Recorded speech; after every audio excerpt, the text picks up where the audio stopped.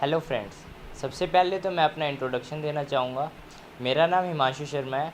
मेरी NEET 2018 exam में third rank आई है। मैंने अपनी 10th तक की पढ़ाई रोहतक हरियाणा में पठानिया पब्लिक स्कूल से की है और उसके बाद मैं दिल्ली चला गया था अपनी आगे की पढ़ाई करने के लिए, क्योंकि वहाँ के बच्चे और वहाँ के स्कूल्स काफ़ी अच्छे हैं, टीचर्स भी वहाँ पे अच्छे हैं, कॉम्पिटिटिव एनवायरनमेंट है वहाँ पे, ताकि मैं अपने करियर में आगे निकल सकूँ। तो इस डीकेटी प्लेटफॉर्म के द्वारा मैं अपना एक्सपीरियंस नीट 2018 के लिए आपसे शेयर करना चाहूँगा। तो सबसे पहले तो मैं नीट 2018 का एक ओवरव्यू आपको दे देता हूँ नीट एग्ज़ाम का। तो नीट एग्ज़ाम में क्या होता है, 180 क्वेश्चंस आते हैं और उसमें 45 फिज़िक्स के, 45 केमिस्ट्री के और 90 बायो के। 50% वेटेज जो है वो बायो की होती है और +4 -1 मार्किंग होती है, यानी कि एक करेक्ट आंसर पे +4 मार्क्स और गलत होने पे 1 मार्क्स डिडक्ट हो जाता है, जो कि आपकी स्कोरिंग हुई है करेक्ट आंसर से। तो आप ये ध्यान रखिएगा कि जिस क्वेश्चन में श्योर हो उसी क्वेश्चन को आप टिक करिएगा, क्योंकि अगर आपने रिस्क लिया तो ये एक डिफरेंस बना सकता है एक गवर्नमेंट कॉलेज और एक प्राइवेट कॉलेज में, जिससे आपका जो पैसे हैं वो भी ज़्यादा लगेंगे और इतनी अच्छी क्वालिटी एजुकेशन भी आपको नहीं मिल पाएगी। तो अच्छे से आप अपने कंसेप्ट्स 2 साल की प्रिपरेशन के दौरान अच्छे से अपने कंसेप्ट्स बिल्ड करिए और पेपर के दौरान आराम से रिलैक्स होकर उन्हीं क्वेश्चंस को करके आइए जिनमें आप श्योर हैं और अच्छे मार्क्स ले सकते हैं। रिस्क लेने की कोशिश मत करिएगा, इससे आप पीछे जा सकते हैं, क्योंकि ये काफ़ी कॉम्पिटिटिव एग्ज़ाम होता है, इसमें काफ़ी बच्चे पेपर देते हैं और इसमें सीट्स काफ़ी कम होती हैं। तो आराम से अपना पेपर दीजिएगा। सबसे पहले तो मैं बताना चाहूँगा कि फ़ोकस किस एरियाज़ पे आपको करना है। फ़िज़िक्स में जैसे आप इसमें मैकेनिक्स पार्ट 1 है, मैकेनिक्स पार्ट 2, अगर आप इंजीनियरिंग की बुक्स देखेंगे तो उसमें डिविजन्स की हुई है। जो मैकेनिक्स पार्ट 1 है उसके क्वेश्चंस जो होते हैं रिलेटिवली सिंपल होते हैं, वो इजी टू सोल्व होते हैं और मेडिकल एस्पिरेंट्स जो होते हैं उनके कंसेप्ट्स काफ़ी अच्छे बिल्डअप भी उसमें होते हैं। लेकिन जो मैकेनिक्स पार्ट 2 है, जिसमें रोटेशनल आता है, फ्लूइड डायनेमिक्स आता है, प्रॉपर्टीज़ ऑफ बल्क मैटर आता है और एसएचएम आता है, इसमें जो मेडिकल स्टूडेंट्स होते हैं उनके कंसेप्ट इतने अच्छे क्लियर नहीं हो पाते हैं। तो मैं सजेस्ट करूँगा कि आप इनके लिए कुछ इंजीनियरिंग की बुक्स लीजिए, ताकि आपके कंसेप्ट्स इसमें स्ट्रॉन्ग हो और आप अच्छा कॉन्फिडेंस के साथ क्वेश्चंस कर पाएँ फ़िज़िक्स के लिए। उसके बाद केमिस्ट्री की अगर बात करें तो केमिस्ट्री में जो फिज़िकल केमिस्ट्री है और ऑर्गेनिक केमिस्ट्री है, इनके क्वेश्चंस ज़्यादा आते हैं। ऑर्गेनिक केमिस्ट्री के कभी कभी टिपिकल और एनसीईआरटी से ही आता है। ऑर्गेनिक केमिस्ट्री जो है एनसीईआरटी के जो कन्वर्जन्स हैं उन पे ज़रूर आप ध्यान रखिएगा। एनसीईआरटी के क्वेश्चंस इनऑर्गेनिक से भी डायरेक्ट उठ के आते हैं, इनऑर्गेनिक बिल्कुल सिंपल आते हैं नीट में, और फिज़िकल केमिस्ट्री के भी सीधे फार्मूला बेस्ड आते हैं, कम समय में सोल्व होने वाले होते हैं। और बायो का जहाँ तक मैं कहूँ कि बायो के लिए आप एनसीईआरटी को ही एज अ बाइबल ट्रीट करिएगा। आराम से उसको पढ़िए, अंडरलाइन करते हुए, मार्क करते हुए, और डायग्राम्स पे आप स्पेशल फोकस रखना, ताकि कोई भी आपको पेपर के दौरान दिक्कत ना आए, आप आराम से अपना पेपर कर पाएँ। क्योंकि बायोलॉजी की जो वेटेज है वो 50% है और यही डिफरेंस क्रिएट करेगी आपके और दूसरे एस्पिरेंट्स, क्योंकि इसमें आपका स्कोर या आप बढ़ा भी सकती है बायो और कम भी कर सकती है। इसके बाद मैं बताना चाहूँगा कि मैंने अपनी फ़िज़िक्स केमिस्ट्री बायोलॉजी की प्रिपरेशन कैसे किया है। तो मैं सबसे पहले शुरू करूँगा फ़िज़िक्स से। फ़िज़िक्स के लिए कुछ स्टूडेंट्स जो हैं, कुछ टॉपर्स जो पहले रहे हैं, वो ये कहते थे कि आप वॉल क्लॉक ना लगाइए। उनका नज़रिया ये था कि हाँ, उससे आपको ये पता नहीं चलेगा कि आपने कितनी देर मेहनत की, ताकि आप आराम से अपना जब मन करे जब आप आराम से अपना पढ़ सकें। लेकिन मैंने अपने रूम में मेरी वॉल क्लॉक थी, मैंने उसे अपने अलग नज़रिए से देखा और उसे अलग तरीके से यूज़ किया।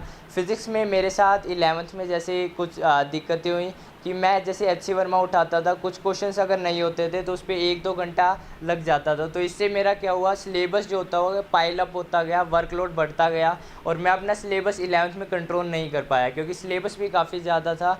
लेकिन जैसे ही 12th आई तो 12th में मैंने अपनी जो 11th की गलतियाँ थी उनको ठीक किया, शुरू से प्लानिंग बनाई, शुरू से 11th को मैं रिवाइज़ करता गया और 12th भी साथ साथ कि वो भी पीछे नहीं छूटनी चाहिए। तो टाइम, क्योंकि 1 साल का मेरे पास रह गया था और 2 साल का मुझे अच्छे से उसमें कवर करना था, तो मैंने उसमें पूरा अपना जैसे 1 घंटे का टाइम रखा, डीसी पांडे ली। उसमें जो सब्जेक्टिव क्वेश्चंस होते थे, जैसे 1 घंटे में 20 किए, 30 किए, और जितने भी ऑब्जेक्टिव क्वेश्चंस मैं करता था, जैसे 60 क्वेश्चंस अगर करने हैं डीसी पांडे के, तो 60 मिनट्स में ही करूँगा, ताकि स्पीड जो है वो फिज़िक्स की मेरी काफ़ी अच्छी रहे, कॉन्फिडेंस भी काफ़ी अच्छा रहे, और मुझे मॉक टेस्ट में कोई दिक्कत ना है स्पीड के रिलेटेड। क्योंकि सबसे ज़्यादा टाइम जो होता है नीट के एग्ज़ाम में वो फिज़िक्स में ही लगता है, और फिज़िक्स से ही क्या होता है, बच्चा स्ट्रेस में आ जाता है, क्योंकि उसको आखिरी में भी करते हैं और नीट का प्रेशर अलग से आ जाता है। तो फिज़िक्स को मैं कहना चाहूँगा कि आप शुरू में करिए, एकदम कॉन्फिडेंस के साथ जाइए, शुरू से अपनी स्पीड बनाए रखें फिज़िक्स में, और कंसेप्ट एकदम आपके अच्छे होने चाहिए, फ़िज़िक्स में अच्छा स्कोर कर सकते हैं। फिर मैं आना चाहूँगा इस केमिस्ट्री पे आना चाहूँगा। केमिस्ट्री के लिए जैसे कि आप इसमें, क्योंकि सिलेबस काफ़ी ज़्यादा है केमिस्ट्री का, तो 3 पार्ट्स में हम इसको डिवाइड कर देते हैं। एक फ़िज़िकल केमिस्ट्री, एक इनऑर्गेनिक केमिस्ट्री और एक ऑर्गेनिक केमिस्ट्री। जो फिज़िकल केमिस्ट्री है उसके लिए प्रैक्टिस इज़ द की। आप जितने ज़्यादा न्यूमेरिकल्स करेंगे आपको उतना ही फ़ायदा होगा। कुछ टिपिकल टॉपिक्स भी हैं, जैसे इक्विलिब्रियम हुआ, थर्मोडायनेमिक्स हुआ, इनमें आप जितने क्वेश्चंस करेंगे, जितने कंसेप्ट्स क्लियर करेंगे, एन अवस्थी जैसे बुक है, एक आर.सी. मुखर्जी बुक है, उनमें काफ़ी क्वेश्चंस दिए हुए हैं। तो अगर आप उनको अच्छे से करेंगे, टाइम लिमिट के साथ करेंगे, तो पक्का आपकी जो फिज़िकल केमिस्ट्री है उस पर काफ़ी होल्ड हो जाएगा, और उनके क्वेश्चंस जल्दी होने वाले होते हैं, काफ़ी इजीली सोल्व हो जाते हैं। फिर आती है इनऑर्गेनिक।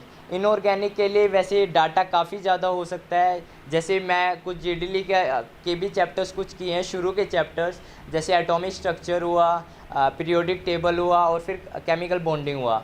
लेकिन बाद में क्या हुआ कि आगे के जब मैं चैप्टर्स किए जेडीली से, तो उसमें मैटर काफ़ी ज़्यादा बढ़ गया। फिर मुझे लगा कि नहीं, अगर मैं इतना ज़्यादा करूँगा तो जो मेरा मेन चीज़ है, जो एनसीईआरटी पे मुझे फोकस करना है, वो पीछे छूट जाएगी, और इतनी चीज़ें फिर याद भी नहीं रह पाएंगी। तो इन 3-4 चैप्टर मैंने जेडली से किए, ताकि मेरे कंसेप्ट्स काफ़ी क्लियर रहें। फिर जो S block, hydrogen, P block था, और डी ब्लॉक, ये सारे मैंने एनसीईआरटी से किए, और क्वेश्चंस भी जो है वो एनसीईआरटी से ही आते हैं। इनमें ज़्यादा टिपिकल इनमें नहीं आती है, इनऑर्गेनिक सिंपल आती है।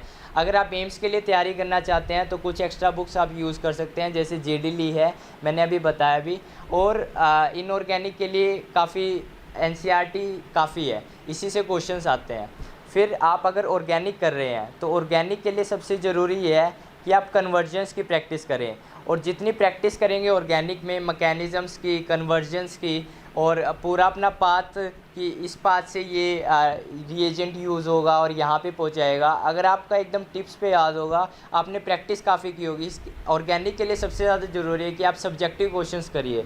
सब्जेक्टिव क्वेश्चंस में कन्वर्जन, जैसे एनसीईआरटी की जो एक्सरसाइज है ऑर्गेनिक की, काफ़ी अच्छी दी हुई है, चाहे वो नोमेनक्लेचर के लिए हो, चाहे वो कन्वर्जन्स के लिए हो, चाहे वो प्रोडक्ट फॉर्मेशन की हो, काफ़ी अच्छी एक्सरसाइजेज दी हुई हैं एनसीईआरटी में। आप उनको सोल्व करिए, और ऑर्गेनिक में भी कोई दिक्कत आती नहीं है, काफ़ी सिंपल आते हैं मेडिकल एंट्रेंस एग्ज़ाम्स में, चाहे वो एम्स हो चाहे वो नीट हो। फिर मैं बात करना चाहूँगा बायोलॉजी के लिए। बायो, जैसा कि आप जानते हैं 50% आती है बायोलॉजी। बायोलॉजी में सबसे ज़रूरी ये है कि आपका एनसीईआरटी के ऊपर कमांड होनी चाहिए, उसके डायग्राम्स के ऊपर, उसकी इंपॉर्टेंट लाइंस के ऊपर, और जो साइंटिस्ट उसमें दिए हुए हैं, हर यूनिट से पहले एक साइंटिस्ट के बारे में बताया हुआ है, उनके बारे में भी आप ज़रूर पढ़ें, कभी कभी वो क्वेश्चंस में आ जाते हैं। तो और एक जैसे बुक यूज़ करता था मैं बायोलॉजी के लिए, MTG NCERT two finger tips, उसमें एनसीईआरटी से ही क्वेश्चंस डाले हुए हैं, और कुछ जो एक्स्ट्रा आ सकता है वो भी उसमें क्वेश्चंस हैं, प्लस उसमें एनसीईआरटी एग्जाम्पलर के भी क्वेश्चंस हैं, और असर्शन रीजंस के भी क्वेश्चंस हैं, जिससे आपके कंसेप्ट्स काफ़ी अच्छे बिल्डअप हो जाएंगे, और काफ़ी अच्छी कमांड आपकी एनसीईआरटी पे हो जाएगी, और आप बायोलॉजी में अच्छा स्कोर कर पाएंगे। फिर ये है कि जो मैं कुछ टिप्स देना चाहूँगा स्टूडेंट्स को जो अभी नीट 2019 में देंगे, उनके लिए मैं ये कहना चाहूँगा कि आप डे फर्स्ट से अपनी तैयारी साथ साथ करते रहिएगा। क्योंकि मेरे साथ क्या हुआ कि मैं 11th में जैसे ही गया, क्योंकि सिलेबस एकदम से बढ़ गया, फर्स्ट जो आया बायोलॉजी में एनिमल किंगडम आया, उसमें एग्जांपल्स काफ़ी ज़्यादा थे, मैं उसे हैंडल नहीं कर पाया। मैंने सोचा कि टेस्ट होंगे तो उसके साथ साथ मैं कर लूँगा, लेकिन टेस्ट क्योंकि बाद में हुए, उस टाइम तक मैं जब रिवाइज़ करता था तो टीचर ने जो पढ़ाया वो भूल जाता था, तो इससे मुझे काफ़ी दिक्कतें आई। 11th में इतना अच्छा स्कोर भी नहीं हुआ था, लेकिन मैंने ये चीज़ें सारी सीखी 11th से, अपना आपको अच्छा किया, क्योंकि कभी भी हार नहीं माननी चाहिए।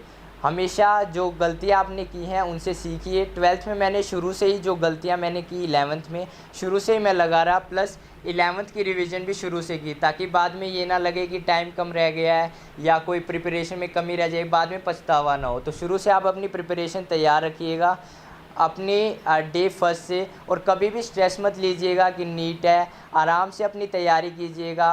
Perform your practice like you have never won and perform like you have never lost. तो पूरी अच्छे से आप अपने कंसेप्ट्स बिल्ड करते हुए तैयारी कीजिएगा, ताकि बाद में आप पे स्ट्रेस ना आए। अगर आप अच्छे से अपने कंसेप्ट्स क्लियर करेंगे और रिवाइज़ करते रहेंगे टाइम टू टाइम, तो कोई भी दिक्कत आप में नहीं आएगी। प्लस आप में कॉन्फिडेंस भी काफ़ी अच्छा होएगा, ताकि आप नीट का एग्ज़ाम जो है वो कम समय में पूरा कर पाएँ और उसका प्रेशर भी कभी ना आए। उसके क्वेश्चंस जो होते हैं, उसका जो इतना हाई कंपटीशन है, उसका प्रेशर आप पे ना आए। तो शुरू से आप अपनी तैयारी कीजिएगा और कभी भी अपने फेलियर से हार मत मानिएगा। जैसे मेरे साथ हुआ, मैं एनटीएससी क्लियर नहीं कर पाया, लेकिन नहीं, मैंने उसके लिए फिर ऐसे लिया कि जो मैंने उसकी तैयारी की है उसका यूज़ मैं अपनी 11th-12th में करूँगा। और जिन बच्चों से मैं एनटीएससी में हारा हूँ, जिन्होंने मुझे हराया है, जो टॉपर्स रहे हैं एनटीएससी के, मैं उन्हें हराऊँगा और आगे बढ़ के दिखाऊँगा। तो आप अपना प्लेज करिए कि हाँ, मुझे आगे बढ़ना है। अपने फेलियर से आप सीखिए और आराम से अपनी डे फर्स्ट से शुरू से तैयारी कीजिए टाइम लिमिट के साथ, और पूरी प्लानिंग बना के करिएगा। नहीं तो 2 साल का वक्त कम भी लगने लग जाता है। और वही बुक्स लीजिएगा जो आपको समझ में आती हो, आप अच्छे से कर सकते हो, और टीचर्स के पास इंटरेक्ट करिएगा, डाउट्स लीजिएगा उनसे और बुक से क्लियर करने की कोशिश कीजिएगा, ताकि आप अपने नीट में काफ़ी अच्छा आप स्कोर कर पाएँ।